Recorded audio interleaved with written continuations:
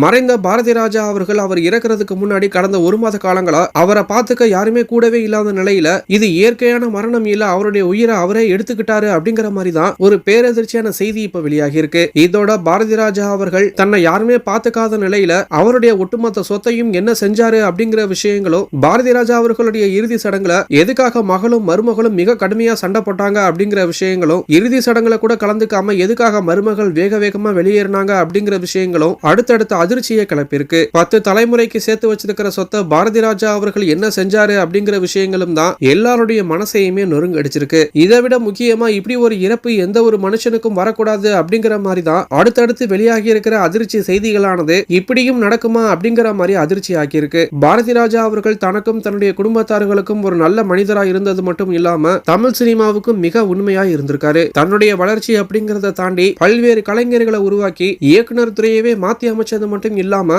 4 அறைக்குள்ள இருந்த சினிமாவை கிராமத்துடைய மண் வாசனை மூலியமா தமிழ் சினிமாவையும் உலக தரத்துக்கு கொண்டு போக முடியும் அப்படின்னு சாதிச்சு காட்டியவர் தான் பாரதி ராஜா அவர்கள். இப்படி சினிமாவில் அவர் மிகப்பெரிய வெற்றி அடைஞ்சிருந்தாலும் தன்னுடைய நிஜ வாழ்க்கையில அவர் தோற்று போயிட்டாரு அப்படிங்கிற மாதிரி சொல்லப்பட்டு வந்துட்டு இருக்கு. பாரதி ராஜா அவர்கள் இப்ப 90 வயதை எட்டிய நிலையில காலமாயிருக்காரு. அவருடைய உடலை அவருடைய சொந்த ஊரான தேனி மாவட்டத்தில் அடக்கம் செஞ்சிருக்காங்க.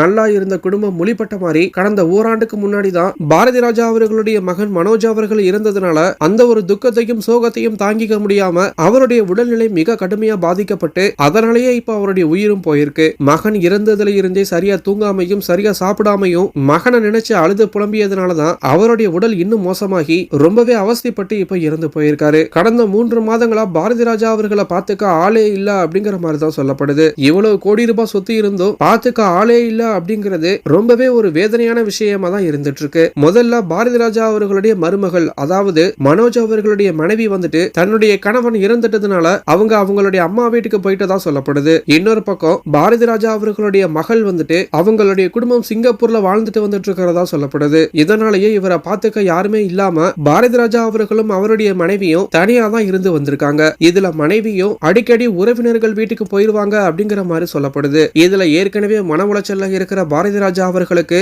இந்த தனிமை அப்படிங்கறதும் மிகப்பெரிய மன உளைச்சலாகி குடும்பத்துக்காக இப்படி ஓடி ஓடி சம்பாரிச்சு நம்மள இப்ப பார்த்துக்க யாருமே இல்லையே அப்படிங்கிற மாதிரி பாரதி ராஜா அவர்கள் மனவேதனைப்பட்டு இருந்ததா சொல்லப்படுது. இந்த ஒரு விஷயத்தையே இறுதி அஞ்சலி செலுத்த வந்த கங்கை அமரன் அவர்கள் தாங்கிக்க முடியாம மனசுல இருந்த கோபத்தை வெளிக்காட்டி இருந்தாரு. கணவன் இறந்து 5 மணி நேரம் கழிச்சு வந்த மனைவிய கடுமையா திட்டி இருக்கிறது மட்டும் இல்லாம இப்ப மட்டும் எதுக்காக வந்தீங்க, எல்லாம் முடிஞ்சதுக்கு அப்புறம் வர வேண்டியதானே அப்படிங்கிற மாதிரியும், என்னுடைய நண்பன் வந்துட்டு இப்படி யாருமே இல்லாம அனாதையா இறந்து கடந்திருக்கான், பாத்துக்க யாருமே இல்லையா அப்படிங்கிற மாதிரியும், இப்ப மட்டும் எதுக்காக பொய் வேஷம் போட்டு வந்தீங்க அப்படின்னு மகள் மனைவி மருமகள் எல்லாத்தையுமே கங்கை அமரன் அவர்கள் மிக கடுமையா திட்டியிருந்தாரு. இறந்து போறதுக்கு கடந்த 3 மாதங்களா பாரதி ராஜா அவர்களுடைய மகள் வந்துட்டு தான் வந்து பாத்துக்க முடியல அப்படிங்கறதுனால அப்பாவை வீட்டிலேயே தங்கி பாத்துக்கிற மாதிரி ஒரு மருத்துவரையும் ஒரு செவிலியரையும் நியமிச்சு வச்சிருந்திருக்காங்க. ஆனா அவங்களும் சரியா பாத்துக்காதனால ரொம்ப மன உளைச்சலுக்கு ஆளான பாரதி ராஜா அவர்கள் இறந்து போறதுக்கு கடந்த 3 நாட்களா அவர் சரியா சாப்பிடாமையும் தூங்காமையும் போட வேண்டிய மாத்திரைகளை போடாம இருந்ததுனாலேயே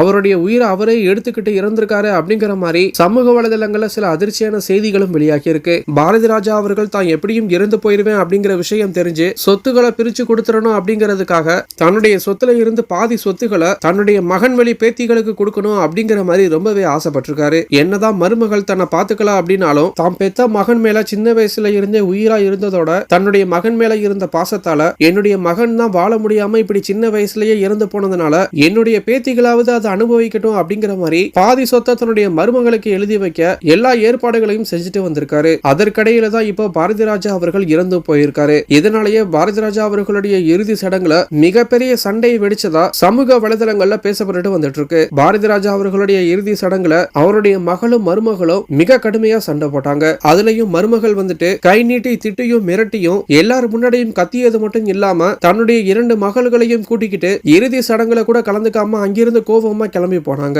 பாரதி ராஜா அவர்களுடைய மகள் வந்துட்டு ஒரு மாமனார உன்னால பாத்துக்க கூட முடியல, உனக்கெல்லாம் எதுக்கு சொத்து அப்படின்னு கேட்டதாகவும் இதனாலேயே அங்கே ஒரு மிகப்பெரிய சண்டை வெடிச்சதாகவும் சொல்லப்படுது. பாரதி ராஜா அவர்கள் கடின உழைப்பால சம்பாரிச்ச எல்லா சொத்தையும் தனக்குன்னு எதுவுமே செஞ்சுக்காம மனைவி மகள் மகனுக்கு கொடுக்க தான் ஆசைப்பட்டிருக்காரு. அதுலயும் தன்னுடைய செல்ல மகன் இருந்ததுனால தன்னுடைய சொத்தை சரிபாதியா பிரிக்காம ஒரு பாதியவே தன்னுடைய மகனுடைய குடும்பத்துக்கு கொடுக்க ஆசைப்பட்டிருக்காரு. ஒரு பக்கம் தன்னுடைய மகன் இறந்ததுல இருந்து அதை பத்தி வருத்தப்பட்டும் துக்கப்பட்டும் அழுதுட்டு இருந்தது மட்டும் இல்லாம இன்னொரு பக்கம் பேத்திகள் பத்தியும் கவலை கவலைப்பட்டிருக்காரு. அப்பா இல்லாம இருக்கிற பேத்திகளை பார்த்து மிக கடுமையா வருந்தியது மட்டும் இல்லாம ஒவ்வொரு முறையும் பேத்திகளுடைய முகத்தை பார்க்கும்போது தனக்கு ஈரக்குலைய நடுங்கி வலிக்கிறதாகவும் அவ்வளவு வேதனையா இருக்கிறதாகவும் பார்க்கவே சங்கடமா இருக்கு அப்படின்னு பல முறை புலம்பி எல்லார்கிட்டையும் அழுததா சொல்லப்படுது. அதனாலேயே தன்னுடைய பாதி சொத்தை பேத்திகளுக்கு கொடுக்கணும் அப்படிங்கிற மாதிரி ஆசைப்பட்டிருக்காரு. ஆனா அந்த ஒட்டுமொத்த குடும்பத்தார்களும் இறுதி சடங்குல கூட அவருக்கு கொடுக்க வேண்டிய மரியாதையை கொடுக்காம அவரை நல்லபடியா வழி அனுப்பி வைக்காம குடும்பத்துக்குள்ள இப்படி சண்டை போட்டிருக்கிறது